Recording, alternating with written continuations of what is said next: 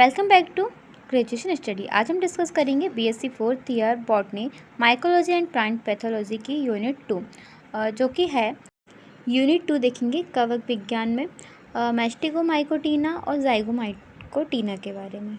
इसमें हम देखेंगे फाइटोप्थोरा, एल्बुगो, म्यूकर और पोलोबस के बारे में। मैस्टिगोमाइकोटीना क्या होता है? एक प्रकार का मैस्टिगोमाइकोटीना यूमाइकोटा का सब डिवीज़न होता है। यूमाइकोटा को ट्रू फंगी या सत्य कवक भी कहा जाता है। मैस्टिगोमाइकोटीना का थैलस साइनोटिक प्रकार का होता है। इसका मतलब इनके हाइफी विभाजित नहीं होते तथा इनमें न्यूक्लियस कुछ कुछ दूरी पर स्थित रहते हैं।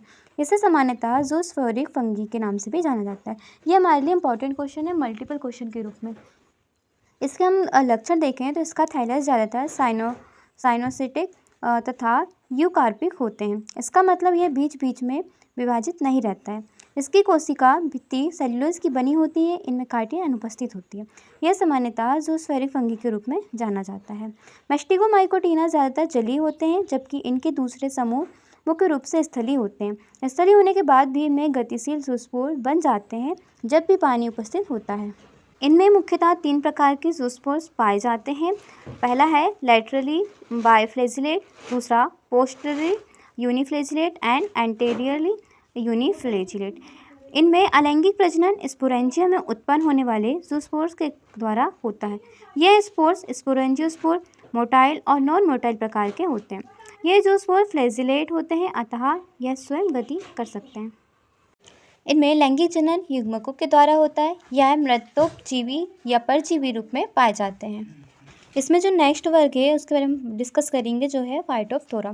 फाइटोप्थोरा प्रजातियां सूक्ष्म जीवों का एक ऐसा समूह बनाती है जो महत्वपूर्ण पौधे रोगजनक है। फाइटोप्थोरा नाम ग्रीक भाषा से लिया गया है जो शाब्दिक अर्थ है पौधे को नष्ट करने वाला। इस प्रकार से फाइटोप्थोरा किस प्रकार से लगता है इसका ये स्ट्रक्चर दिया हुआ है। फाइटोप्थोरा प्रजातियां कवक जैसी दिखती हैं लेकिन वे नहीं हैं जबकि वे भूरे शैवाल और डाइटम जैसे जलीय जीवों से सबसे अधिक निकटता से संबंधित हैं। वे भूमि पर भी मौजूद हो सकते हैं। हालांकि फाइटोप्थोरा जीवों को अक्सर पानी के सांचे के रूप में संदर्भित किया जाता है क्योंकि उन्हें अपने जीवन चक्र को पूरा करने के लिए पानी की आवश्यकता होती है। फाइटोप्थोरा की कुछ प्रजातियां सब्जी की फसलों, फलों और अखरोट के पेड़ों और वन वृक्षों के साथ साथ नर्सरी फसलों में भी महत्वपूर्ण रोग पैदा करती है। फाइटोप्थोरा रोग देश भर में नर्सरी फसलों की एक प्रकार से नंबर 1 में जो चलने वाली बीमारी उनमें से एक है। कुख्यात फाइटोप्थोरा रोगों में रोडोडेंड्रोन जड़ सलन, अचानक ओक मृत्यु और आलू देर से होने वाली तुड़ाई शामिल है। दूसरा वर्ग है एल्बुगो। इसका निवास और आवास देखेंगे हम। एल्बुगो लैटिन शब्द से लिया गया है जिसका अर्थ है सफ़ेद। परिवार एल्बुगिनेसी का एकमात्र वंश है जिसका प्रतिनिधित्व 25 से अधिक प्रजातियों द्वारा किया जाता है। यह एक अनिवार्य परजीवी है जो पूरी दुनिया में फैला हुआ है। भारत में एल्बुगो की लगभग 18 प्रजातियां पाई जाती हैं जो मुख्य रूप से सलजम, सरसों, मूली, गोभी, फूलगोभी आदि जैसे क्रूसीफेरस पौधे पर आक्रमण करती है। हालांकि यह एस्टेरेसी परिवार कंपोजिट, कॉन्वोल्वुलेसी और चैनोपोडियासी के कुछ सदस्यों पर भी आक्रमण करती है। एल्बुगो के लक्षण एल्बुगो के कारण होने वाली बीमारी को आमतौर पर सफ़ेद जंग के रूप में जाना जाता है क्योंकि यह पत्तियों, तनों और पौधों के अन्य हवाई भागों चमकदार, सफ़ेद, चिकने, अनियमित पेच, फुंसी या छाले के रूप में दिखाई देती है। फुंसी सूची में पत्ती की निचली सतह पर बनती है लेकिन कई गमलों में वे दोनों सतहों पर मौजूद हो सकती है। इसके साथ अन्य कई प्रभाव भी उत्पन्न होते हैं। कोशिकाओं हाइपरट्रॉफी और अंगों के आकार में वृद्धि होती है। इसके परिणाम स्वरूप मेजबान के विभिन्न भागों पर बड़े बड़े बॉल बनते हैं। गंभीर संक्रमण के कारण पार्श्वकलियों का प्रसार, फूलों का रंग बदलना, पुष्प भागों का विकृत होना और बांझ का निर्माण होना, ये सब इसके लक्षण हैं। अब जो एल्बुगो होता है इसके नियंत्रण के उपाय कुछ इस प्रकार। पहला, प्रतिरोधी किस्मों का उगाना। दूसरा, संक्रमित पौधों का उन्मूलन एवं उनका संपूर्ण विनाश। तीसरा, क्रूसीफेरस पौधों का गैर क्रूसीफेरस पौधों के साथ जो है और फिफ्थ हमारा फोर्थ, चूना, सल्फर आदि कवकनाशकों का छिड़काव करना। नेक्स्ट वर्ग है जाइगोमाइकोटीना। इसमें देखेंगे हम जाइगोमाइकोसेट्स की प्रमुख विशेषताएं के बारे में। इसमें हाइफल दीवारें मुख्यतः चिटोसस से बनी होती है। जीवन चक्र में गतिशील कोशिकाएं पूर्णतः अनुपस्थित होती हैं। अलैंगिक प्रजनन आमतौर पर गैर गतिशील स्पोरेंजियोस्पोर के माध्यम से होता है, जो आमतौर पर स्पोरेंजिया के भीतर बड़ी संख्या में उत्पादित होते हैं। कभी कभी पूरा स्पोरेंजियम कॉनिडियम की तरह ही एकल बीजाणु के रूप में कार्य करता है। क्लेमाइडोस्पोर का निर्माण अक्सर होता है। लैंगिक संलयन में युग्मक बंदी मैथुन शामिल होता है। इस प्रकार से इसके लक्षण थे। इसमें दो युग्मक को कोशिकाओं के प्रोटोप्लास्ट के पूर्ण संलयन से निर्मित मोटी भित्ति वाला लैंगिक रूप से उत्पादित जाइगोस्पोर एक विश्राम संरचना है। जाइगोस्पोर अंकुरित होकर हाइफा प्रोमाइसीलियम उत्पन्न करता है, जो अंतिम स्पोरेंजियम धारण करता है। इसका फर्स्ट वर्ग होता है म्यूकर। एग्जाम्पल, म्यूकर किस प्रकार का कवक है? तो म्यूकर कवक जगत में एक जीनस है जिसमें लगभग 3000 सदस्य हैं और कई प्रजातियां फफूंदों में पतले धागे जैसी संरचनाएं होती हैं जिन्हें हाइफे कहा जाता है, जो सामूहिक रूप से माइसीलियम कहलाने वाली चीज़ से फैलती है। कई प्रजातियां द्विरूपी भी होती हैं जिनमें तंतुमय और खमीरी अवस्थाएं होती हैं। और जो म्यूकर होती हैं, इसकी म्यूकर की विशेषताएं क्या क्या होती हैं? तो जो कुछ इस प्रकार से है।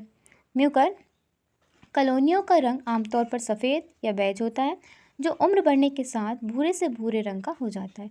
म्यूकर प्रजातियाँ तेज़ी से बढ़ने वाली होती हैं जो स्पोरेंजियोफोर द्वारा फैलती है, जो आमतौर पर असेप्टेड होती हैं। कुछ प्रजातियों में अनियमित रूप से सेप्टेड स्पोरेंजियोस्पोर होते हैं। स्पोरेंजियोस्पोर सरल या शाखित हो सकते हैं, जो स्पोरेंजिया का निर्माण करते हैं, जो शीर्षस्थ और गोलाकार होते हैं। स्पोरेंजियोफोर एक कोलुमेला द्वारा ऊंचा होता है।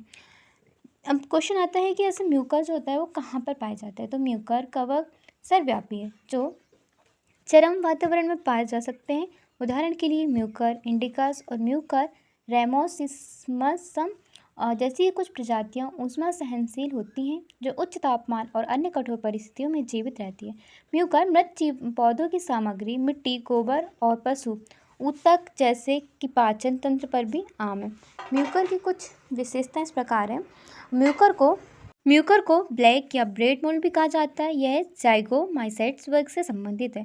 अधिकांश म्यूकर के लिए पोषण का तरीका सैप्रोफाइटिक मृत सड़ते पदार्थ में बढ़ता है और अन्य के लिए यह कोप्रोफिलस गाय के गोबर या अन्य शाकाहारी जानवरों के गोबर में भी उगता या बढ़ता दिखाई देता है। म्यूकर विभिन्न प्रकार के सबस्ट्रेट जैसे कि ब्रेड, जैम, जेली, सब्जियां आदि पर बढ़ता है। पोषण का अवशोषण माइसेलियम सतह या हाइफे के माध्यम से होता है। म्यूकर का वानस्पतिक शरीर यूकार्पिक होता है, क्योंकि इसमें एकमात्र थैलस प्रजनन संरचना में विभेदित होता है। प्रमुख आरक्षित खाद्य पदार्थ ग्लाइकोजन और तेल की बूंदों के रूप में होते हैं। म्यूकर की कोशिका मुख्यतः सेल्यूलोज और काइटिन की बनी होती है। म्यूकर की संरचना कुछ इस प्रकार से, जिसमें स्पोरेंजियम, स्पोरेंजियोपोर्स और इस प्रकार से प्रोस्टेट हाइपी, इस प्रकार से। सेकंड है पिलोबोलस। पिलोबोलस क्या होता है? एक प्रकार कवक है जो कि सामान्यतः शाकाहारी गोबर पर उगता है।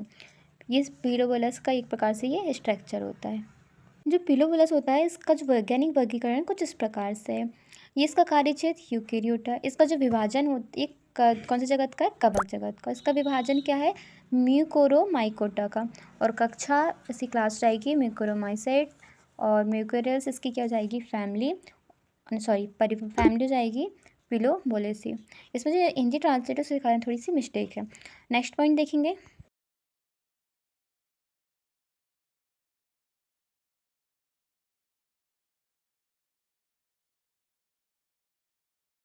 इसका जीनस क्या जाएगा? पिलोबोलस। अब पिलोबोलस का हम इंट्रोडक्शन देखें तो पिलोबोलस जाइगोमाइसेट्स वर्ग में मौजूद है। इसे संयुग्मन कवक के रूप में भी जाना जाता है। पिलोबोलस एक स्थलीय कवक है और प्रकृति में बहुत कम परजीवी है। इन कवकों की हाइफल दीवारों में काइटिन और फंगल सेल्यूलोज होते हैं। उनका माइसीलियम प्रकृति में कोनोसाइटिक है, जिसका अर्थ है कि ये प्रकृति में बहुकेंद्रीय और असेप्टेड है। जूस्पोर और प्लेनोगैमेट्स, जो कि गतिशील कोशिकाएं पिलोबोलस में अनुपस्थित हैं, उनके पास गैर गतिशील माइटोस्पोर्स हैं। उनके बीजाणु स्पोरेंजिया के अंदर बनते हैं, इसलिए उन्हें स्पोरेंजियोस्पोर के रूप में जाना जाता है। स्पोरेंजियोफोर विशेष प्रकार के हाइफे हैं जो कवक के सिरे पर बनते हैं।